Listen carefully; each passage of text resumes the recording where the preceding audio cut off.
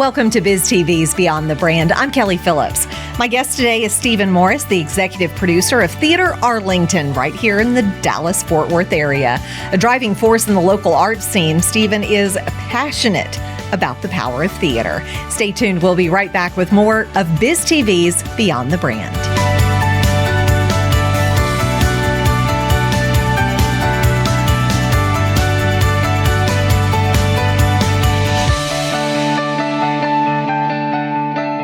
Having served as a driving force in the local art scene for years, he is the executive producer for the Theatre Arlington, one of the largest and oldest destination theaters in North Texas. He's a passionate advocate for the transformative power of live performance.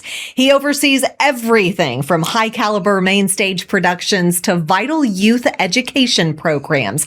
Please welcome Stephen Morris to the program. Stephen, glad that you are with us today. For those folks at home who may have no clue about you, what you do, give us a little brief biography of you and what your path to lead you to do what you're doing today has been. All right. Well, I'm the executive producer of Theatre Arlington, as you said. I've been doing that for about 7.5 years now, but I've been associated with Theatre Arlington since I was 19 years old. So I did my first show there in 1981 and loved it, had a great time. I was involved with theater in high school, and then I was doing college theater, and some of my friends were like, we're going to go audition at Theatre Arlington. And I was like, oh, I've seen shows there and that'd be cool, but I don't know. And went, got in the show, which was great, had a blast. And then I have been in some capacity as either an actor or a director or a writer up until now.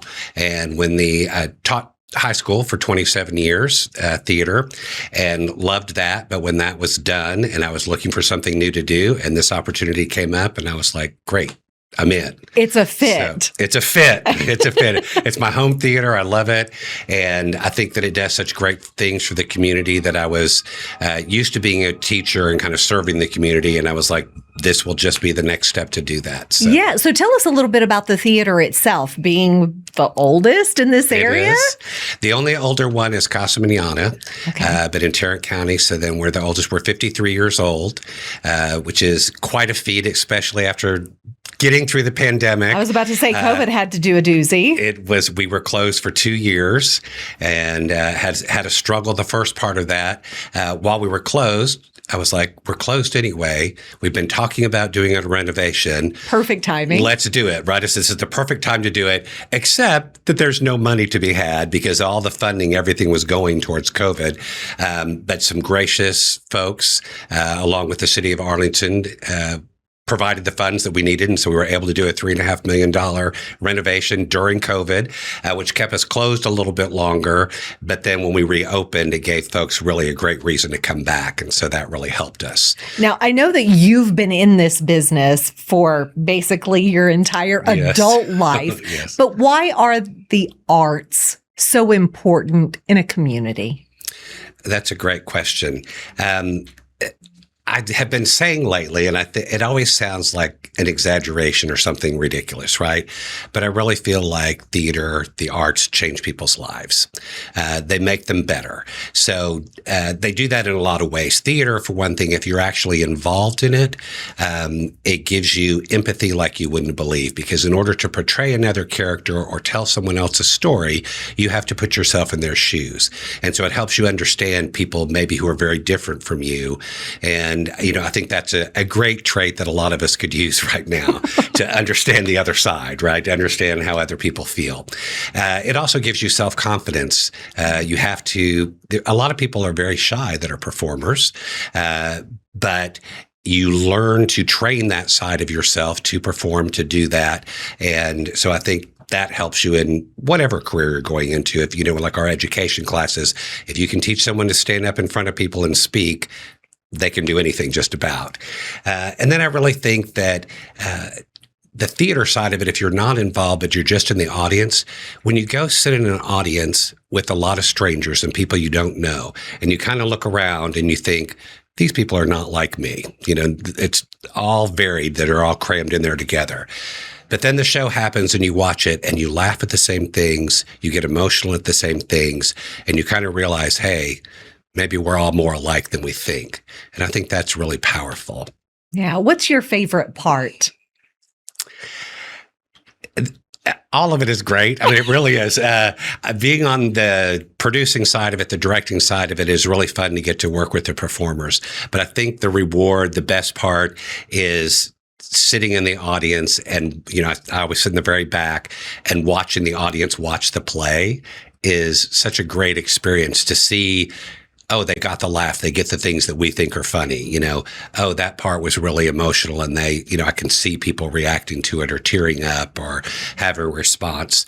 And so kind of like I said, seeing all this variety of people having those same responses, it's fun. It's powerful.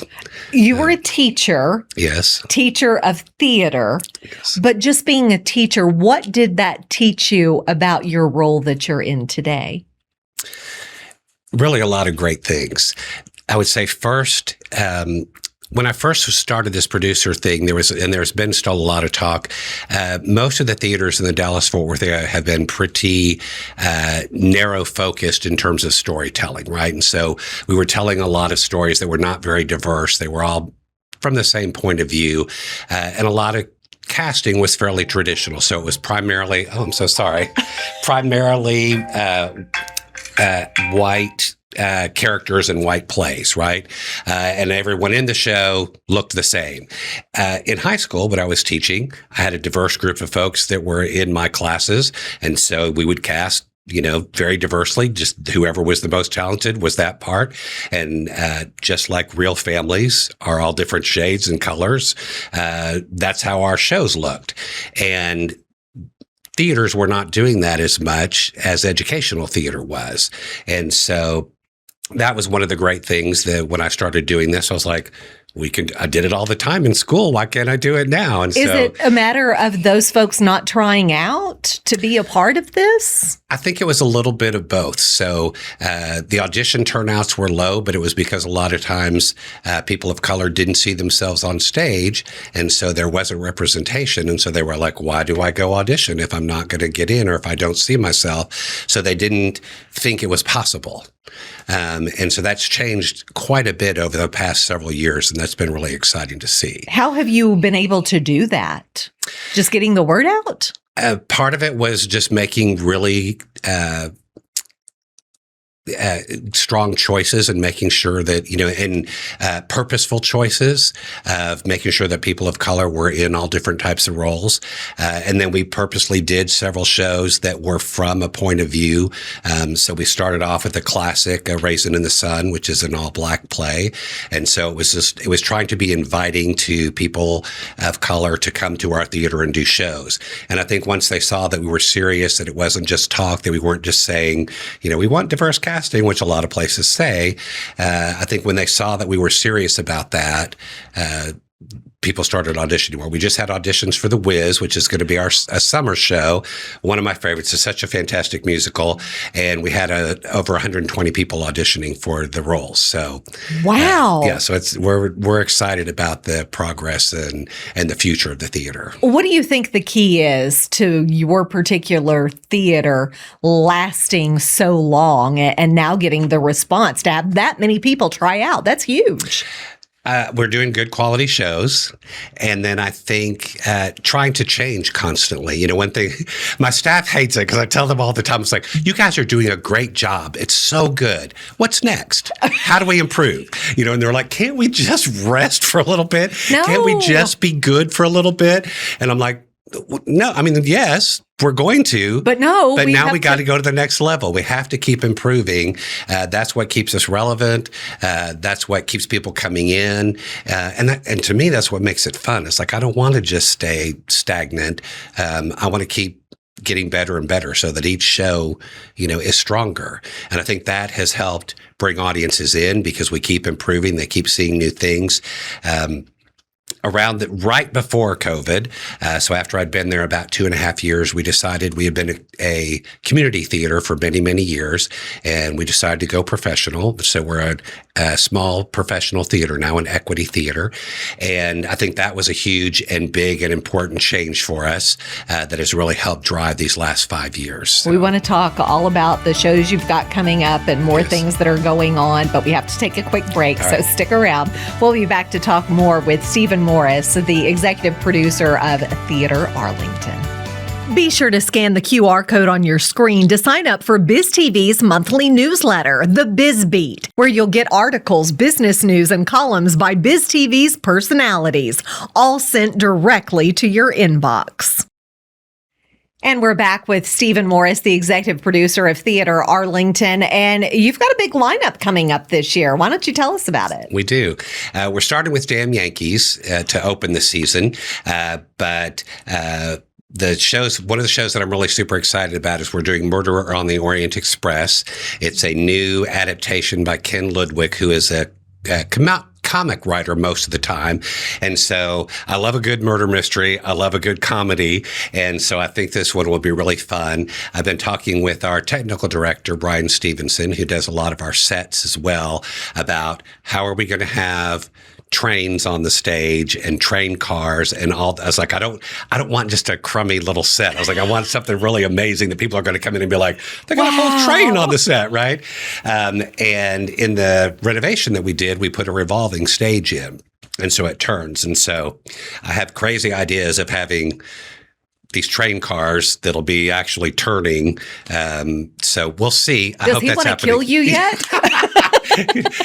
He is the best, because every time I come up with some crazy idea, like, wouldn't that be cool? He's like, I think we can make that happen. I'm like, I knew you could. He is definitely in the right job. He is, because I can't make it happen. I can think of fun things, but I don't know how to make any of it work. He knows how to make everything work. So, and other than that, what else do you have? Then we have The Wiz, which I mentioned. We're excited about that. A really interesting play coming up is 33 Variations. It's one that's not done very often, and it takes place in present-day New York as well as the 1800s Austria. And so it's about a woman who actually has been diagnosed recently with ASL, and she is trying to come to terms with that, but also finish her big project that she has studying Beethoven. And so she was very intrigued because Beethoven has this piece of music that he wrote 33 variations on, and it's not a very interesting or complex tune. And she's like, why did he spend so much time on this? And she really wants to try and figure that out before she dies. And she goes to Europe to search all these information in this library, in these archives, and is trying to find out the mystery of why he did that. And so part of the show is about her struggle with her health, as well as her relationship with her daughter. And then we have some scenes with Beethoven and the composer that he is doing the variation on. And so it kind of flips back and forth. And it's just a really interesting piece. Beethoven is also dealing with losing his hearing.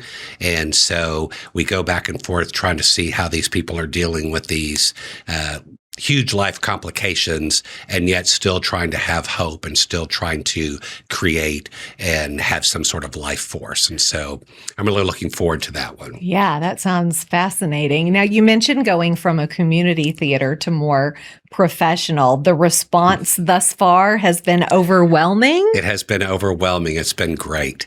Our shows the quality of them has improved greatly.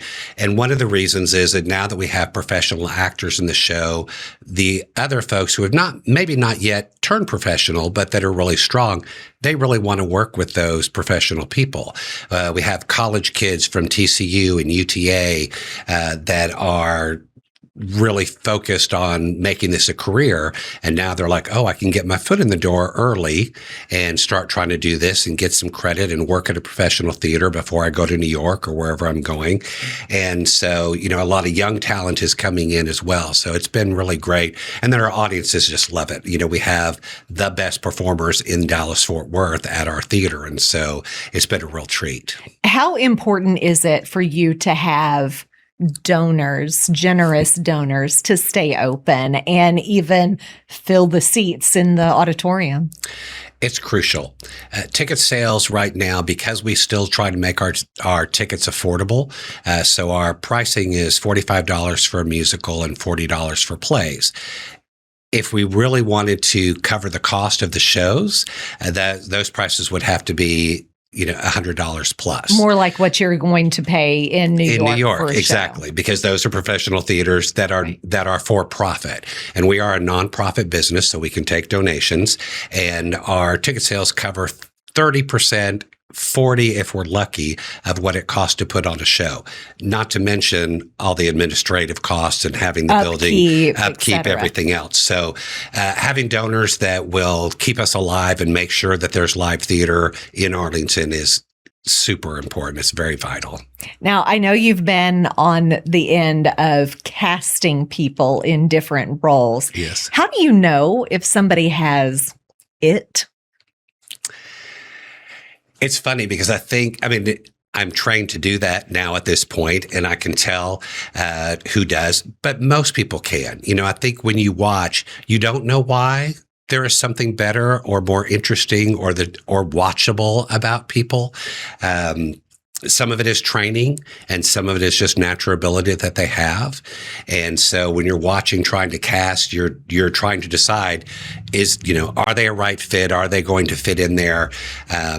Usually, and it's sad for actors, I think, but you can usually tell a lot of times within 15 to 30 seconds of them entering the room and starting.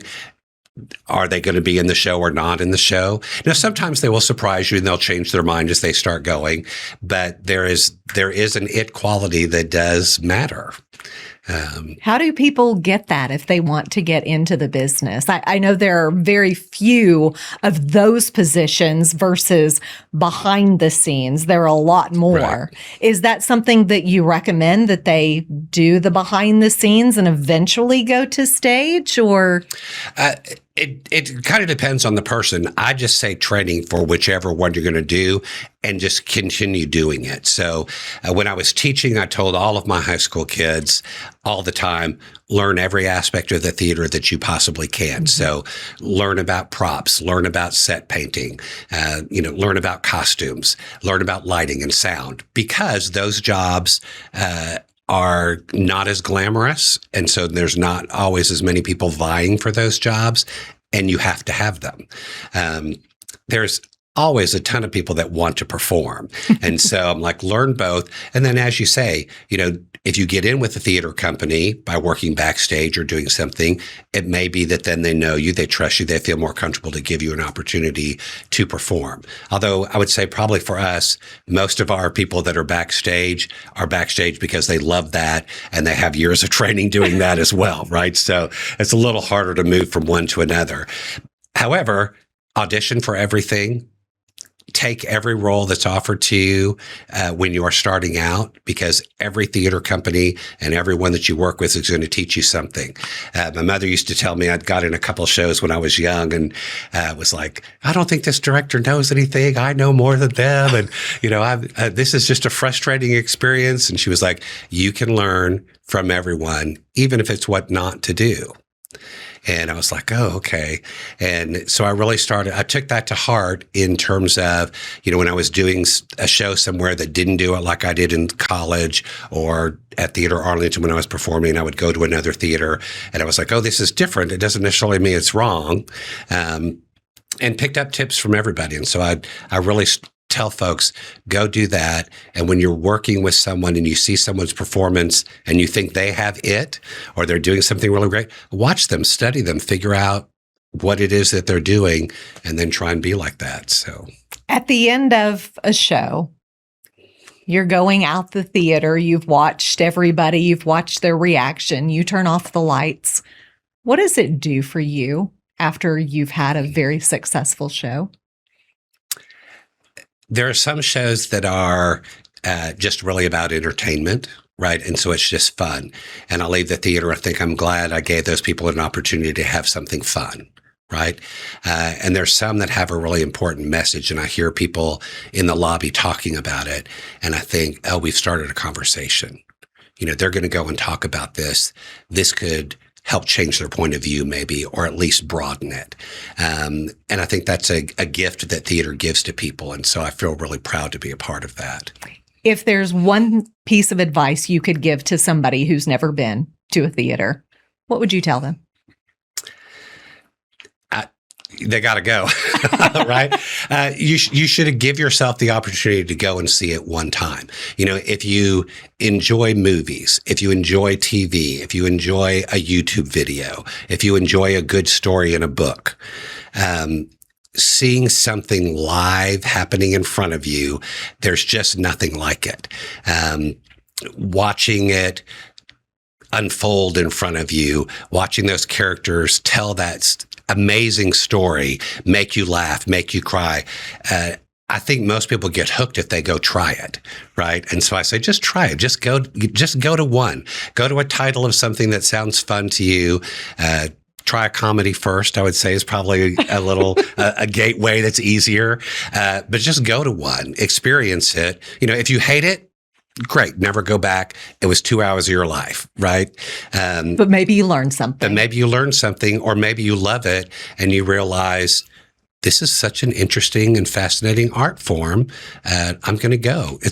I think it's always very moving. So, how do folks find Theater Arlington website? Website is the easiest, theaterarlington.org. We spell theater R-E. And so, theaterarlington.org is the easiest. And if they have questions they can't find on there, all of our contact is information, so they can contact us, call us, ask questions. We'd love to talk about theater. So any of the staff would be happy to help them. Thanks for coming in. We really appreciate it, and much continued success. Look forward to lots of the shows coming up. Thank you. And we'll be right back with more BizTV right after this. Thanks for watching BizTV's Beyond the Brand. Be sure to subscribe to the BizTV YouTube channel, where you'll find full episodes of this show, fresh BizTV content, and a few surprises each week to help you stay inspired.